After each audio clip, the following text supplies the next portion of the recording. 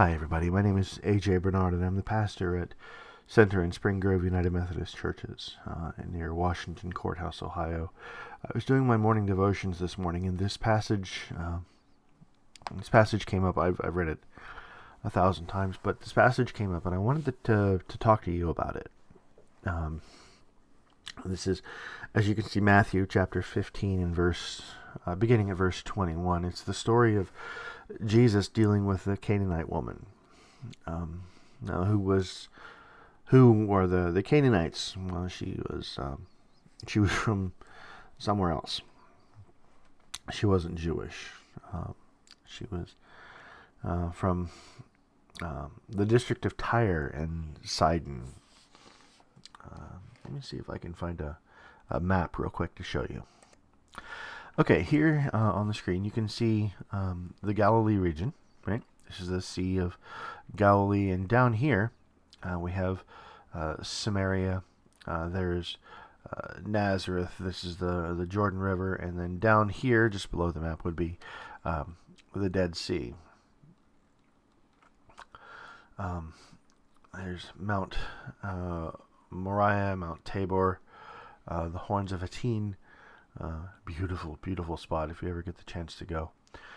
Capernaum, Chorazin, and then way up here, way north of Galilee, is Tyre, and there's the town of Sidon there. So Jesus was up. There's the city of Tyre, the region of Tyre, and the city of Sidon. So Jesus was somewhere in this area when he met up with the Canaanite woman. So let's get into the text. Matthew 15 and 21. Jesus went away from there and withdrew to the district of Tyre and Sidon. And behold, a Canaanite woman from that region came out and was crying, "Have mercy on me, O Lord, Son of David. My daughter is severely oppressed by a demon." But he did not answer her a word. And his disciples came and begged him, saying, "Send her away, for she is crying out after us." He answered, "I was sent only to the lost sheep of the house of Israel." But she came and knelt before him, saying, "Lord, help me." And he answered, "It is not right to take the children's bread and throw it to the dogs." She said, "Yes, Lord. Yet even the dogs eat the crumbs that fall from their master's table." Then Jesus answered her, "O woman, great is your faith. Be it done for you as you desire." And her daughter was healed instantly. I've seen teachers suggest that this is an example of how racist Jesus was. Can you believe that? Like in all the history of mankind, if you wanted to make a list of the greatest people who ever lived,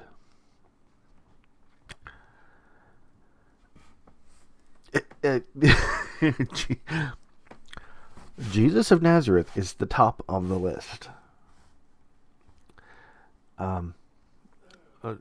I suppose Muslims might argue for Muhammad, but no one in the history of all of humanity has done more for the civilizing of the world than Jesus. Yeah, there's Plato and Aristotle and Socrates, and they did some wonderful things with thinking and logic and reason and philosophy. But it's often said, even in academia, that the world is built on two pillars, on Athens and Jerusalem. So the idea that this is an example of Jesus' racism is silly. Jesus wasn't racist at all. He didn't discern persons. So why does it say, "I was sent only to the lost sheep of Israel"? Why does Jesus initially ignore this woman? She's sincere. She's begging. She's, "Have mercy on me, O Lord, Son of David. My daughter is severely oppressed by a demon." Like, he's got every reason in the world to jump up and go and help her. And what does he do? He ignores her. He ignores her for a time until his disciples come and say, Lord, she's getting annoying. Can you just tell her to go away? Just tell her to leave, because we're tired of dealing with her. She's really annoying. Lord, can you handle this for us?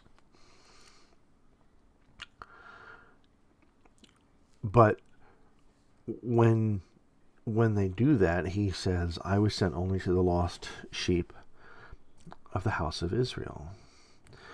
But this woman comes and kneels down before him, saying, Lord, help me. And he answered, it is not right to take the children's bread and throw it to the dogs. Now, this is the first thing I want to talk about, really, in this amazing exchange.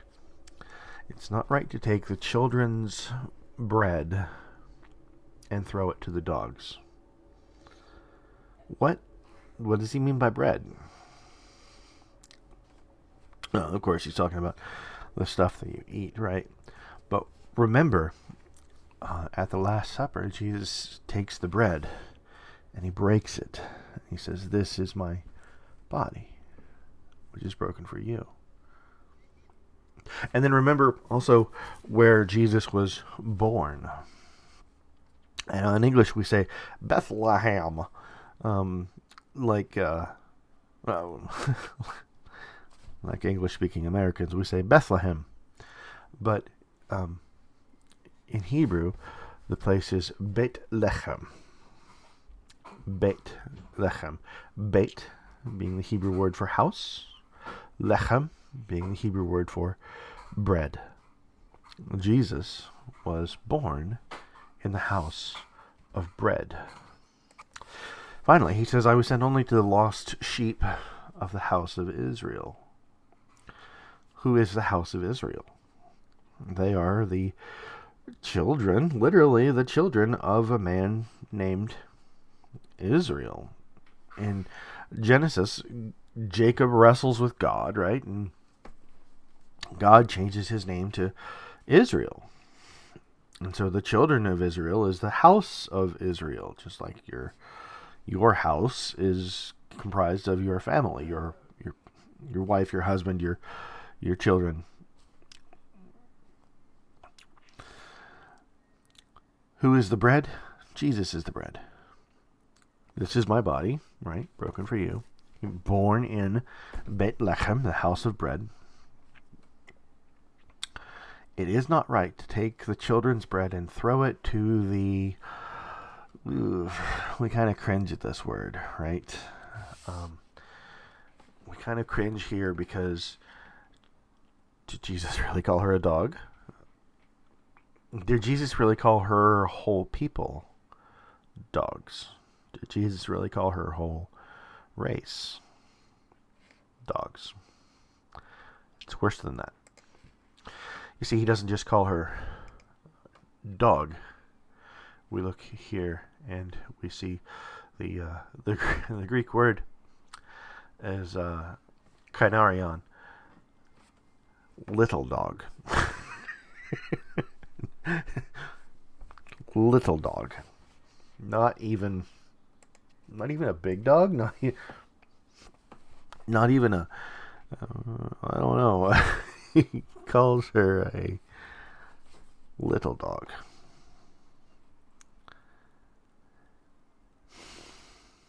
It is not right to take the children's bread and throw it to the little dogs. I think of Chihuahuas. I've got some wonderful friends, and they have a little tiny Chihuahua that just has got to run on batteries. I'm serious, that thing can't be alive.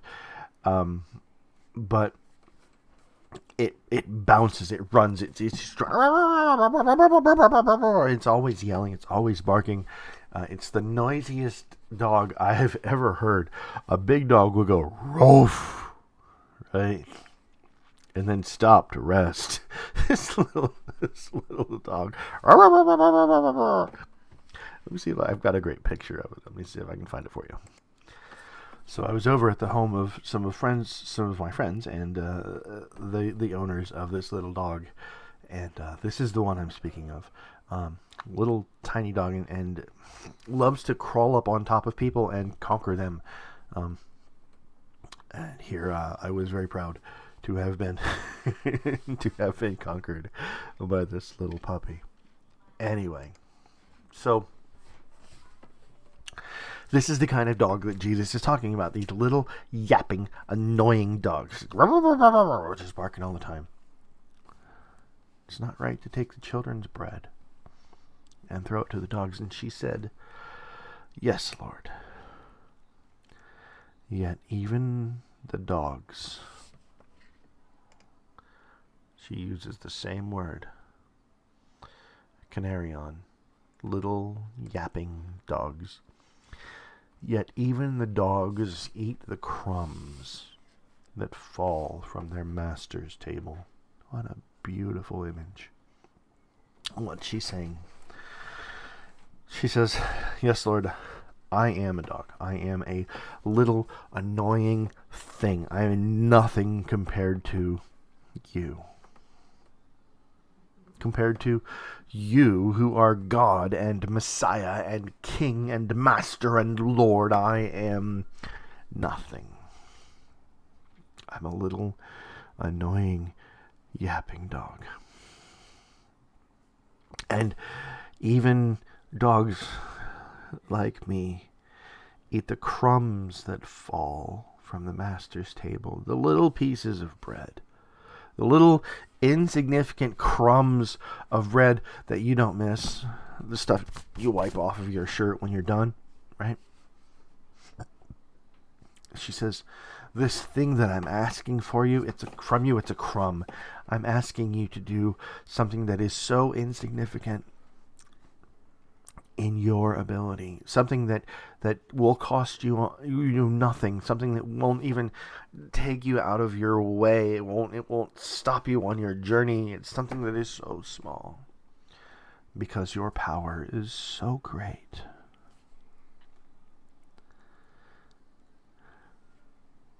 That fall from their master's table. Yes, I am a little yapping dog. I am begging for crumbs. I am under your table. You are God. You are Lord and Master, and I am small and weak, and I'm pleading with you to do this insignificant thing because you are great and mighty.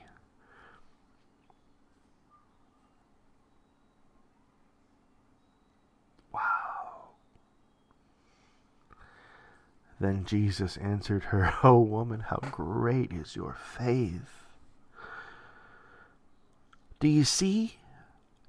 Do you see this exchange? He doesn't just randomly change his mind in the end of the conversation. He's testing her. He's finding out who she is. He's finding out what she believes. He's finding out if she knows. And it's not like he's learning, right? It's just that he wants this example left for us, for you and me. He wants this example to stand for all of eternity here in the scriptures.